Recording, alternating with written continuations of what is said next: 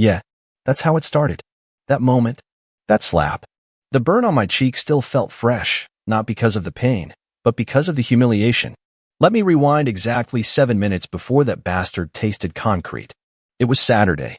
The twins, Ethan and Noah, were watching cartoons in the living room. I was setting the grill in the backyard, family barbecue day, something I planned for weeks. Burgers, ribs, even that fancy corn salad my wife Casey pretended to like. And Casey? She was acting like she didn't belong there, like it was some stranger's home. She scrolled her phone like it had her real family in it. Didn't help that she wore that tight red dress I hadn't seen since our anniversary 3 years ago, tight enough to get a man in trouble just looking. I called her out. Babe, maybe something a little less. Nightclub? She looked at me like I was a bug on her windshield. Don't start, Tyler. I told you we were having company. Company? The doorbell rang. I opened the door. And there he stood. 6'4", muscles too tight for his fake designer shirt, teeth too white to be real, tattoos crawling up his neck. He didn't shake my hand, just walked right past me like he owned the place. Casey smiled like he brought the sun with him. This is Darius, she said, glowing like a damn teenager. He's a friend. A friend? The kids didn't recognize him. Neither did I. But he made himself right at home. Sat on my couch. Kicked off his shoes. Put his feet on the coffee table like this was his place. 15 minutes later, I was pouring drinks. Casey was laughing like she hadn't in years. Not with me, at least. Darius leaned over, whispered something in her ear. She giggled and slapped his chest. I gripped the bottle tighter. Then it happened. He stood up, walked over to me in front of the boys, and said, word for word, "You're done, bro. I'm the man of the house now." I blinked. "I'm sorry." "What?" He looked at Casey. She didn't flinch, didn't say a word, just stood there like some proud queen. And then it came at. Slap. Open palm. Across my face. In front of my kids. My body froze, but my blood boiled. I looked at Ethan and Noah. Their faces twisted in confusion, fear. I could feel my fists curling, my jaw locking. And Casey? She smirked. That smug, conniving smirk. Like she planned this. I lost it. I tackled that bastard so hard the glass table shattered beneath us. My fists didn't stop. I heard bones crunch, his, not mine. I remember him screaming when I twisted his wrist till it cracked like drywood. Casey yelled, "Stop. Are you crazy?" "Darius." Paramedics came fast. Guess she had 911 ready the moment I snapped. They dragged him out, moaning, face unrecognizable, hand shattered, dripping red. Cops showed up too, but neighbors backed me up. Darius at first. I stood in that living room, shirt ripped, knuckles bleeding, breathing like a wild animal. Casey looked at me like I was the problem. "You've ruined everything," she hissed. I looked at her. Truly looked. And for the first time, I didn't see my wife. I saw a stranger. A liar. A traitor in red.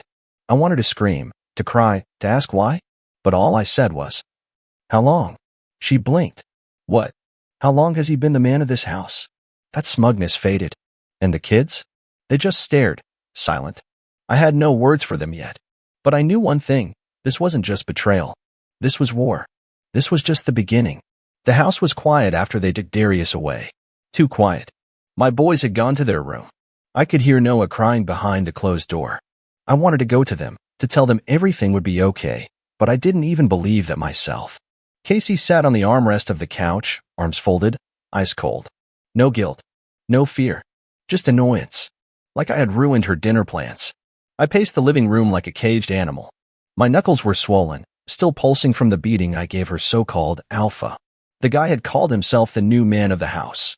In my house. In front of my kids. "What's going on, Casey?" I asked, trying to keep my voice even. "How long has this been happening?" She rolled her eyes. "Don't be dramatic, Tyler. You're acting like a victim. I am the victim. Oh, please." She stood up, brushing non-existent dust off her dress. "You've been boring for years. I needed something more." That word. More. It hit harder than Darius's slap. I walked over to the fireplace and picked up the photo of us from our honeymoon in Maui. She looked so happy in that picture. I looked like a man who had no idea his future was about to rot from the inside out. "So what? You just invited him here to humiliate me in front of the kids?" I asked. She shrugged. "He wanted to meet them. We were thinking of going public soon." I almost dropped the frame. "We? You're serious?" You were going to introduce him to the boys? As what? Their new dad. She didn't answer. Just looked down at her nails like she was bored of the conversation. I should have known. The signs were there. The late-night yoga classes. The sudden interest in lingerie she never wore for me. The constant texting. The business trips she took alone. One night a few weeks back, I'd found a hotel receipt in her coat pocket, downtown, 2 nights, king suite. When I asked, she claimed it was a spa weekend with her sister. I wanted to believe her. I needed to. But the truth was, she'd been slipping away for months. I just didn't want to face it. I walked into the hallway and opened the drawer where we kept all the junk. There, tucked behind the expired coupons and broken pins, was her old phone, the one she said stopped working. I charged it. Took less than a minute to unlock. What I found made my stomach twist. Pictures. Videos. Messages. I miss your hands, she wrote. Tyler's gone. Come over. I can't stop thinking about last night. And the worst one, a video of her in our bed, the sheets I slept in, whispering to Darius, he has no idea. It's kind of exciting. My hands were trembling. Not from rage this time, but from heartbreak. She didn't just cheat. She enjoyed betraying me. When I came back to the living room, she looked at me with that same defiant expression. You saw it, she asked. I nodded. And, I hope he survives, I said calmly. Because I wanted to remember what I did to him. Her lips curled into a half smile. You're pathetic. No, Casey. I was loyal. I was loving. I was a husband and a father. You? You're just a story I'll have to explain to our boys one day. She didn't respond. She just grabbed her purse and walked out the door without another word. I didn't follow her. I just stood there in the silence, realizing that the woman I married had died a long time ago, and I'd been sleeping next to a ghost. She came back the next morning like nothing had happened. I was sitting at the kitchen table with a mug of black coffee I hadn't even tasted. The boys were still asleep upstairs. The house felt like it had been drained of its soul. And then I heard the key turn. She strolled in with sunglasses on, no apology, no hesitation, just dropped her purse on the counter and said, I hope you cleaned up the glass. It was everywhere. That was it. No, sorry about yesterday. No, are you okay? She was colder than a January wind. I couldn't believe the nerve. You're unbelievable, I said, standing up slowly. My voice wasn't raised, just sharp, like a scalpel. She took off her sunglasses and looked at me like I was the one out of line. Don't start, Tyler. I'm tired. I stepped closer. Tired? You're tired? You brought another man into our house, let him disrespect me in front of my kids, and now you want to act like I'm the problem. She crossed her arms. You are the problem. You've been holding this family back. Your job, your routine, your boring little BBQs. I needed more. More of what? Lies? Deceit? Getting manhandled in hotel rooms while I put our kids to bed. She flinched. Just a twitch, but I saw it. That was the first real reaction I'd gotten out of her since this whole thing started. I pressed on. I saw everything, Casey. The texts. The videos. You weren't even trying to hide it. She looked away. You were never supposed to see that. But I did. And now you're standing in my kitchen acting like I should apologize for defending myself. She shook her head, almost like she pitied me. Darius made me feel alive. You just made me feel stuck. And what about the boys? I snapped. Did you think about them while you were sneaking around, getting cozy in hotel beds? While you let that clown walk into their house and claim to be their new dad? They'll adjust, she said, her voice suddenly icy.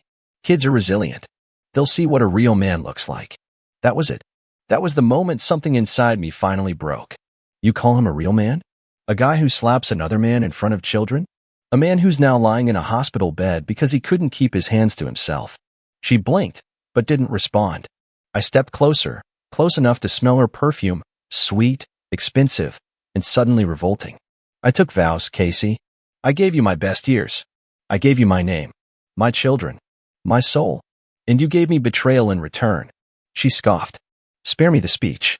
No, you don't get to walk over this like it's just another inconvenience. You blew this up. You ruined us. Then she did something that pushed me past the edge. She smiled. That smug, unapologetic smile that said she had no regrets. Like this was all part of her master plan. I'm moving out by the end of the week, she said casually. I'll file for full custody.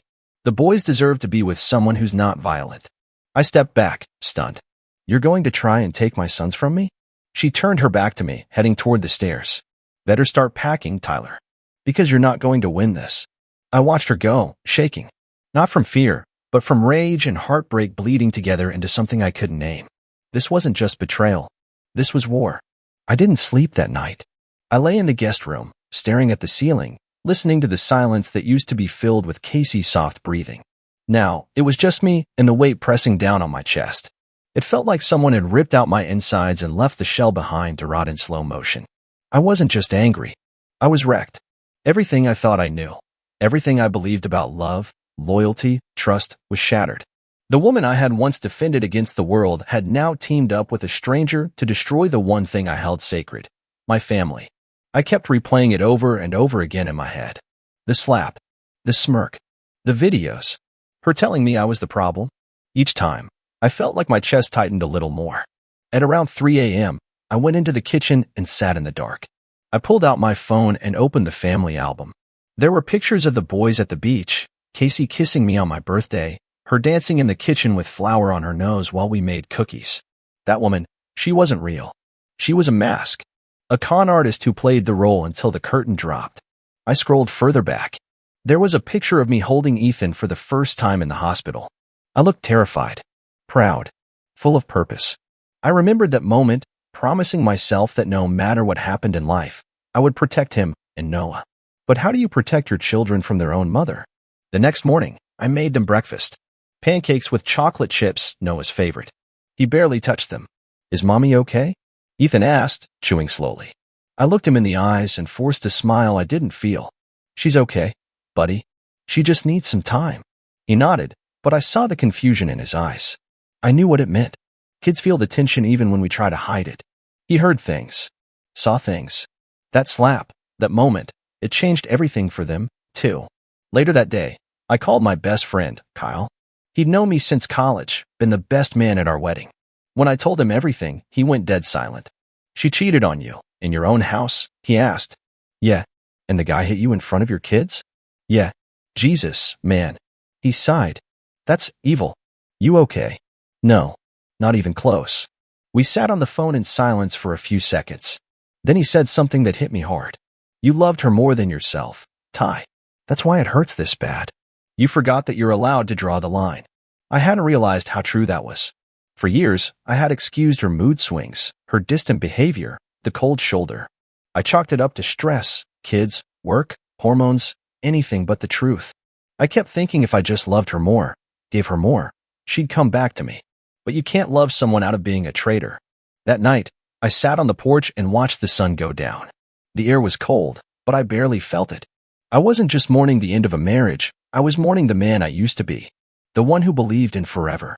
The one who thought that loyalty was enough. It wasn't. And as I watched the last light fade, I knew one thing with complete clarity. This pain wouldn't kill me, but it would change me forever.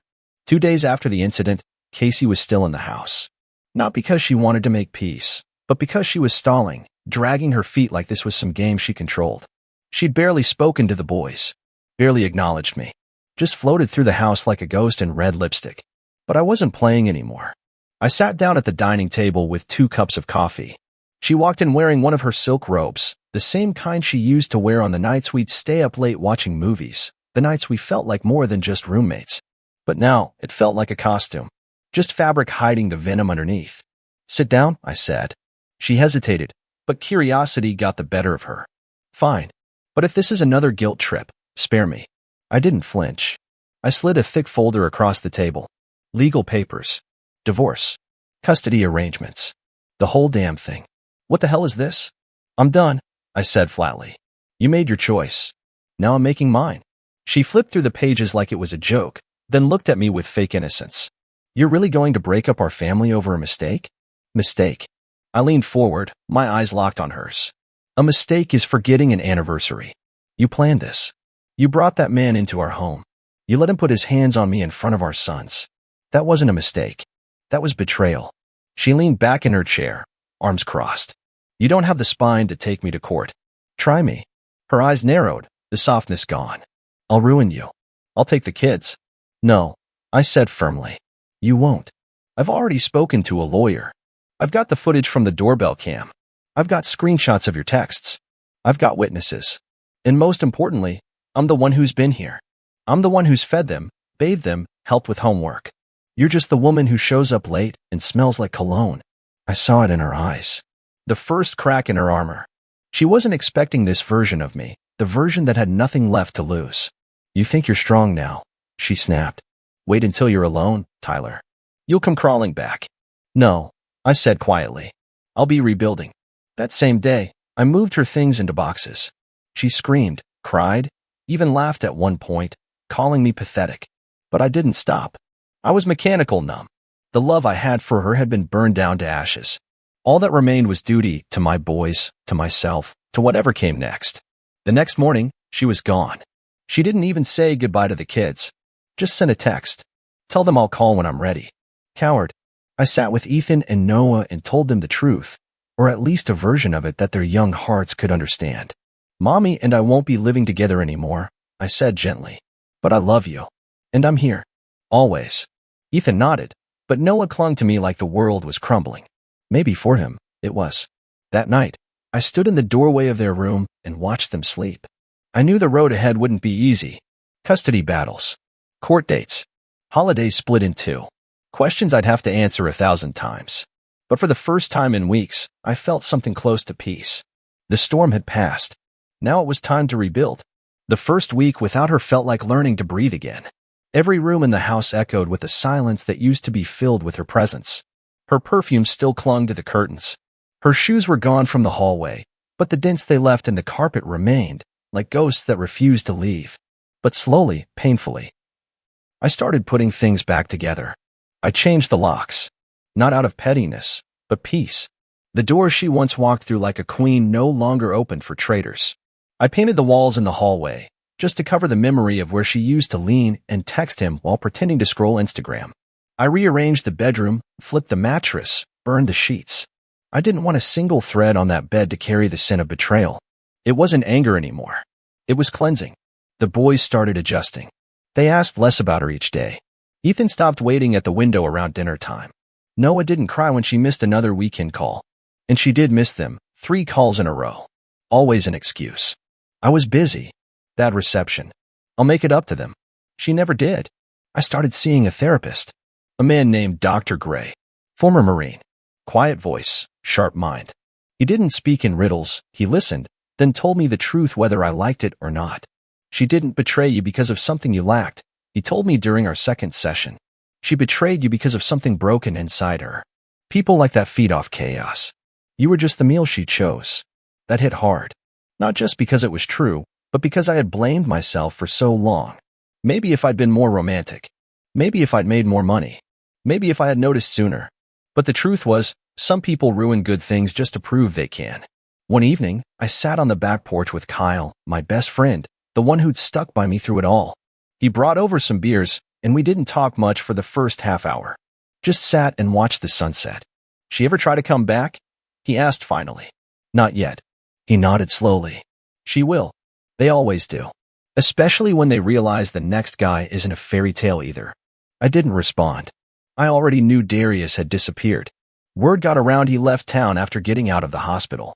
No charges were filed. He was too ashamed to even press them. The slap that started it all ended with him crawling away like the coward he was. Funny thing is, I didn't even hate him anymore. He was just the symptom. She was the disease. That night, I found myself doing something I hadn't done in months. I laughed. Not because something was funny, but because the weight was finally starting to lift. I was still standing, still breathing, still fighting for my boys. And I realized something else, too. The worst day of my life, the day I got slapped in front of my kids and humiliated by the woman I loved, was also the day I got free. Because when someone shows you who they really are, and you finally believe them, that's the first step toward healing. I wasn't healed yet, but I wasn't broken anymore either. I was rebuilding brick by brick. And this time, I'd make damn sure the foundation was made of something that couldn't be faked. It happened on a Wednesday. I was in the middle of getting the boys ready for school. Ethan couldn't find his other sneaker, and Noah had spilled orange juice all over the counter. We were running late, as usual, and the chaos was loud but honest. Real. Ours. Then the doorbell rang. I opened it, and there she was. Casey. Standing there like she hadn't detonated our lives just a few weeks ago. Wearing a beige coat over her favorite blue dress, The one she wore the night I proposed. Hair curled. Makeup flawless. Like she'd rehearsed this moment in the mirror 100 times. Tyler, she said softly, her eyes glossy with fake regret. Can we talk? The boys peeked around the corner. Noah whispered, Mommy. She smiled at them. That same smile she used to fake her way through 1,000 lies. Hi, baby. I missed you. I held the door halfway open. What do you want, Casey? She gave me the look, the one she used when she knew she was in trouble and needed to spin the script. Just a few minutes. Please. I told the boys to finish getting ready and stepped outside with her, pulling the door shut behind me. She folded her arms and lowered her voice. I messed up. I know I did. I stared at her. Took you long enough. I thought I knew what I wanted, she said, her voice cracking just enough to seem real. I thought Darius was different. He made me feel alive, and I confused that with love. I didn't say a word. Let her keep digging. But he's gone, and I've had time to think. You're a good man, Tyler. A great father. I want to come back. There it was. The return. I almost laughed. You think this is a movie? I said quietly. You cheat, humiliate me in front of our kids, almost tear this family apart, and now, because your boy toy ran off, you just walk back in and pick up where you left off? Her face hardened. I didn't expect forgiveness. I just want a second chance. For the boys, at least. For them. I repeated. You left them. Missed every call. Skipped visits. Do you even know what Noah said last week? He asked me if you were dead, because that made more sense to him than a mother who just disappears. Tears welled in her eyes, but I didn't flinch. I was past that. I'll fight for custody, she said, voice trembling. You know I will.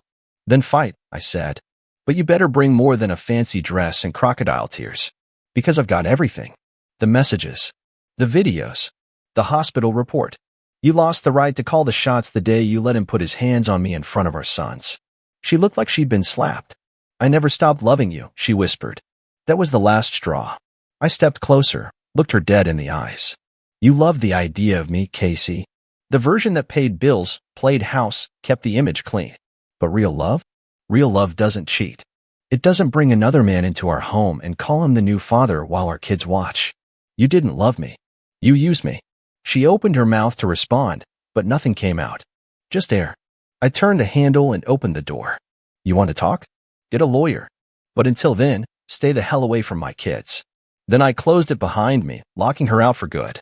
Noah looked up at me. Is Mommy coming in? I knelt beside him, placed a hand on his shoulder.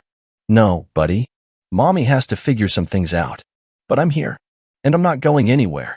And for the first time in a long time, I meant it. It's been 3 months since I closed the door on Casey for good. The court granted me primary custody. She didn't fight as hard as she said she would. Maybe she knew deep down that whatever she used to have over me was gone. Maybe she finally saw what everyone else already knew. Her power only worked when I still cared. But I didn't. Not anymore. Ethan started sleeping through the night again. Noah laughs more now, real laughs, not the forced ones kids used to cover up confusion. We've got a rhythm going. School in the morning, dinner together, movie nights every Friday. I never thought peace could feel this strange. After all the chaos, silence feels suspicious. But I'm learning to trust it. One evening, I sat on the porch watching the boys chase fireflies in the yard. Their giggles echoed through the air like music. And for the first time in what felt like forever, I wasn't waiting for something to go wrong. I was just present. Carl came by that night with 2 beers. He didn't ask if he could stay. He just dropped into the chair beside me like he always did. So, he said, cracking his bottle open, you ever gonna date again? Or are you becoming the neighborhood monk? I laughed, genuinely laughed. One crisis at a time, man. He nodded. Good. Don't rush it. You've been to hell. Enjoy the quiet. And I have been. But I've also been reflecting, digging deep into what happened, why it happened, and what it taught me. You don't come out of something like that the same, man. You either break apart, or you break open. For a long time, I blamed myself. I thought maybe I hadn't been passionate enough, rich enough, exciting enough. I thought maybe love meant sacrificing until there was nothing left of me. But that's not love. That's self-erasure. The real lesson?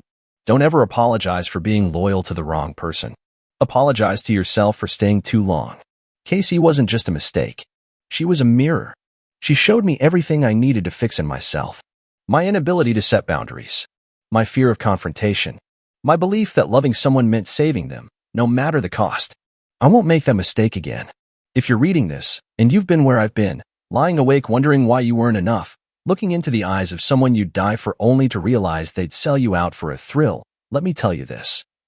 You are not the problem. You are not weak for loving hard. You are not broken. They are. And when they leave, or when you finally find the strength to shut the door behind them, don't chase closure. Create it. Piece by piece. Day by day. Start with small victories. Make your bed. Cook dinner. Take your kids to the park. Look in the mirror and remind yourself that the version of you who survived betrayal is stronger than the version who thought love was supposed to hurt. That's the lesson I learned when Casey walked out. That's the man I've become since she left. Not bitter. Not broken. Rebuilt. As for her, last I heard, Darius never came back. She tried dating someone new, but it didn't last. Word is, she's already burning through bridges she hasn't even crossed yet. But that's not my story anymore. Mine ends here, on a quiet porch, under a calm sky, with two boys chasing fireflies and a man who finally remembered who he was before she tried to rewrite him.